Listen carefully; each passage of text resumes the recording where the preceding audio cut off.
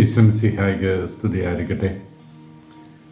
വിശുദ്ധ മർക്കോസ് അറിയിച്ച സുവിശേഷം അതിൻ്റെ 10-ാം അധ്യായം 46 മുതൽ 52 വരെയുള്ള തിരുവചന ഭാഗമാണ് നാം ഇന്ന് ധ്യാനിക്കുക. അറിഞ്ഞോ അറിയാതെയോ, സഹകരിച്ചോ സഹകരിക്കാതെയോ നോമ്പ് ആദികാലത്ത് എത്തിയിരിക്കുകയാണ്. 25 ദിവസങ്ങൾ നോമ്പിൻ്റെ ദിനങ്ങൾ നമ്മൾ കടത്തിവിട്ട് ഏറെ ഗൗരവമുള്ള പ്രാധാന്യത്തോടെ കാണേണ്ട 2-ാം പകുതിയിലേക്ക് നമ്മൾ പ്രവേശിക്കുകയാണ്. ഇന്ന് ഈശോ നമ്മുടെ മുമ്പിൽ തിമേയൂസിൻ്റെ പുത്രനായ ബർത്തിമേയോസ് എന്ന അന്ധയാചകനെ അവതരിപ്പിക്കുകയാണ്. ബൈബിളിൽ അഡ്രസ്സുള്ള ഏക അന്ധയാചകൻ ഇവന്. രോഗികളും ആലംബഹീനരും ബലഹീനരുമായവർ പലർക്കും അഡ്രസ്സില്ലാത്ത മേഖലയിൽ ധനവാന്റെ വീട്ടുപടികൾ കിടന്ന ലാസറിന് പേരുണ്ടായിരുന്നു. അന്ധയാചകൻ ബർത്തിമേയൂസിന് അവൻ്റെ അപ്പൻ്റെ പേര് കൂട്ടി കൃത്യമായ ഒരു അഡ്രസ്സുണ്ട്. ദൈവരാജ്യം ചെറിയവരെ, പാർശ്വവൽക്കരിക്കപ്പെട്ടവരെ ഗൗരവത്തിൽ കാണുന്നു എന്നതിൻ്റെ പ്രതീകാത്മക ഭാവമാണിത്. നമ്മളിവിടെ കാണുന്ന ഏറെ ഗൗരവമുള്ള ചില കാര്യങ്ങളൊക്കെ ഉണ്ട്. ഒന്ന്, അന്ധയാചകൻ്റെ കരച്ചിലാണ്. അന്ധനായതുകൊണ്ട് തന്നെ യേശു അതിലെ കടന്നു പോകുവാൻ സാധ്യതയുണ്ട് എന്നറിയുന്ന ബർത്തിമേയൂസ് അവൻ്റെ നാമം വിളിച്ച് ഉറക്കെ കരഞ്ഞു പ്രാർത്ഥിക്കുന്നുണ്ട്. അത് യേശു അടുത്തെത്തിയത് അറിയാൻ അവന് വേറെ സാധ്യതയില്ലാത്തത് കൊണ്ട് അവൻ യേശു വരുന്ന വിവരം അറിഞ്ഞപ്പം മുതൽ ഉറക്കെ കരയുകയാണ്. വലിയൊരു ജനാരവും അടുത്ത് വന്നപ്പോൾ അവൻ്റെ സ്വാഭാവികമായ ഊഹമാണ് അക്കൂടെ യേശു ഉണ്ടാകും, യേശുവിൻ്റെ ചുറ്റുമായിരിക്കാം ഈ ജനം. അപ്പോൾ അവൻ്റെ സ്വരം വർദ്ധിച്ച ആവേശത്തോടെ ഉയരുകയാണ്. ഇവൻ്റെ അസഹനീയമായ സ്വരം കേട്ടിട്ട് വലിയ ആരവമായിട്ട് പോകുന്ന ജനക്കൂട്ടം പോലും ഇവനോട് പറയുകയാണ്, ഒന്ന് ഒച്ച താത്തി കരടാവേ. ആ കരച്ചിലിനെ ഒന്ന് മൃദുപ്പെടുത്താൻ വേണ്ടിയിട്ട്, ശബ്ദമുണ്ടാക്കാതിരിക്കണമെന്ന് അവനോട് ആവശ്യപ്പെടാൻ വേണ്ടിയിട്ട് കാണിക്കുന്ന ജനത്തിൻ്റെ വ്യഗ്രത ഇവിടെയുണ്ട്. ബർത്തിമേയൂസ് അവിടെ തളരുകയല്ല, കൂടുതൽ ഉച്ചത്തിൽ അവനെ വിളിച്ച് പ്രാർത്ഥിക്കുന്നു. ഈ 2 കാര്യങ്ങൾ നമുക്ക് ചിന്തിക്കണം. ഒന്ന്, ഞാൻ അന്ധനാണ് എന്ന തിരിച്ചറിവ് എനിക്കുണ്ടാകുമ്പോൾ, എൻ്റെ ആന്തരിക നേത്രങ്ങളുടെ കാഴ്ച പരിമിതപ്പെട്ടിരിക്കുന്നു എന്ന് തിരിച്ചറിയുമ്പോൾ, എനിക്ക് ചുറ്റുമുള്ളവരെ കാണാൻ എനിക്ക് സാധിക്കുന്നില്ല എന്ന് വരുമ്പോൾ അന്ധയാചകനായിട്ട് ഞാൻ മാറുകയാണ്. ഈശോ സുഖപ്പെടുത്തിയ ഒരു അന്ധയാചകന് ഈശോയോട് പറഞ്ഞു, ഞാൻ മനുഷ്യരെ കാണുന്നുണ്ട്, അവർ മരങ്ങളെ പോലെ ഇരിക്കുക. നമ്മുടെയൊക്കെ പ്രതീകമാണ് ആ മനുഷ്യൻ. നമുക്ക് ചുറ്റും വേദനിക്കുന്നവരെയും കഷ്ടപ്പെടുന്നവരെയും സങ്കടത്തുന്നവരെയും ഒന്നും കാണാൻ നമ്മുടെ കണ്ണുകൾക്ക് തെളിമയില്ലാതായിരിക്കുന്നു. അതുകൊണ്ട് നമ്മൾ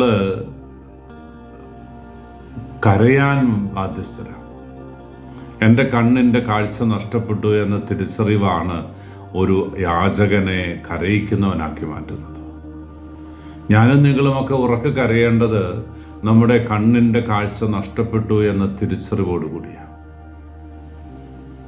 അന്ധയാചകനെ പോലെ ഈശോ പറഞ്ഞ ധൂർത്തപുത്രനൊരു തിരിച്ചറിവ് നടത്തുന്നുണ്ട്. അവൻ പാപത്തിലാണ്, ചെളിക്കുണ്ടിലാണ് എന്ന് തിരിച്ചറിഞ്ഞ നിമിഷം അവൻ സുബോധത്തോടെ തൻ്റെ പിതാവിൻ്റെ പക്കലേക്ക് മടങ്ങിപ്പോകുന്നുണ്ട്.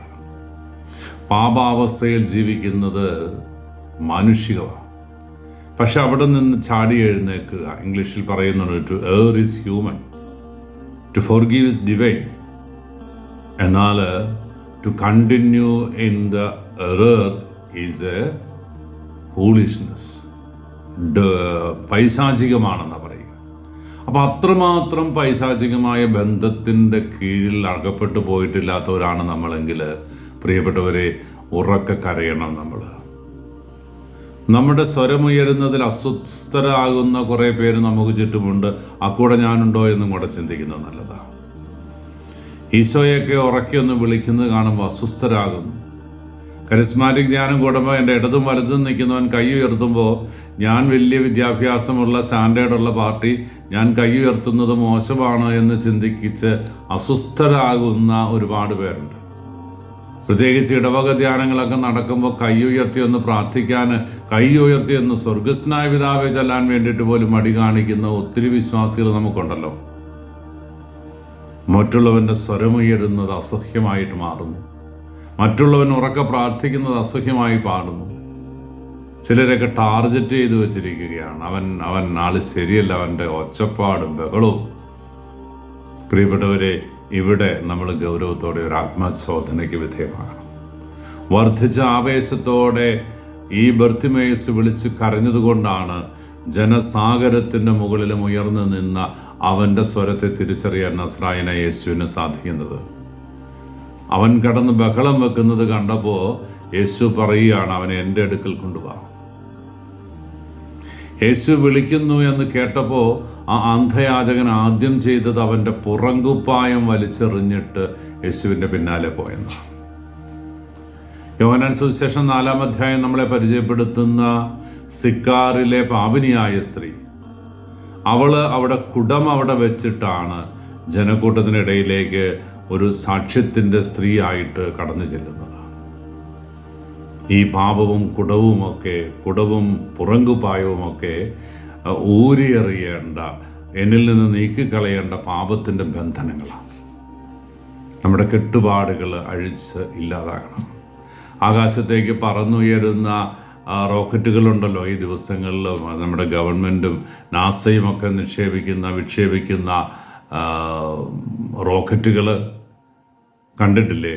അവിടെ ഭാരമേറിയ ഭാഗങ്ങളൊക്കെ കത്തിച്ചാമ്പലായി താഴോട്ട് വീണിട്ട് ഏറ്റവും അവസാനം തീരെ കനം കുറഞ്ഞ ഒരു സാധ്യതയാണ്, അതിൻ്റെ ഡിവൈസ് മാത്രം ഉൾക്കൊള്ളുന്ന ഒരു മേഖലയാണ് അതിൻ്റെ ഉപരിതലത്തിലൂടെ കറങ്ങുന്നത്.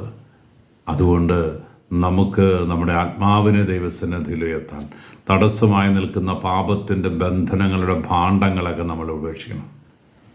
അങ്ങനെ ഉപേക്ഷിച്ചപ്പോഴാണ് യേശു അവന് സൗഖ്യം കൊടുക്കുന്നത്.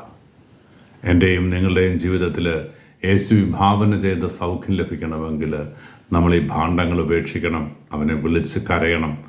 ആ നിമിഷം എൻ്റെ ജീവിതത്തിലേക്ക് ഇറങ്ങി വന്ന് യേശു പ്രവർത്തിക്കുന്ന അത്ഭുതകരമായ നിമിഷം.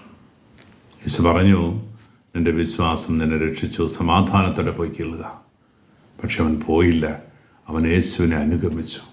ശിഷ്യത്വത്തിൻ്റെ ഏറ്റവും ഗൗരവമേറിയ തലമാണ് പ്രിയപ്പെട്ടവരെ. തമ്പുരാൻ എനിക്ക് അത്ഭുതം തരുമ്പോൾ ഞാൻ അവനെ ചേർത്ത് പിടിക്കണം.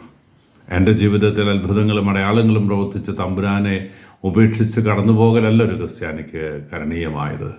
അവനെ ചേർത്ത് പിടിക്കാൻ, അവനെ അനുധാവനം ചെയ്യാൻ ആ കൃപയ്ക്ക് വേണ്ടി നമുക്ക് ആഗ്രഹിക്കാം. ബർത്തിമേയൂസ് നമുക്ക് മാതൃകയാകട്ടെ, ബലമാകട്ടെ, തുണയാകട്ടെ. ഈശോ അനുഗ്രഹിക്കട്ടെ. കർത്താവ് മിശിഹായുടെ കൃപയും പിതാവായ ദൈവത്തിൻ്റെ സ്നേഹവും പരിശുദ്ധാരൂപിയുടെ സഹവാസവും നാം എല്ലാവരും കൂടി ഉണ്ടായിരിക്കട്ടെ, ഇപ്പോഴും എപ്പോഴും എന്നേക്കും.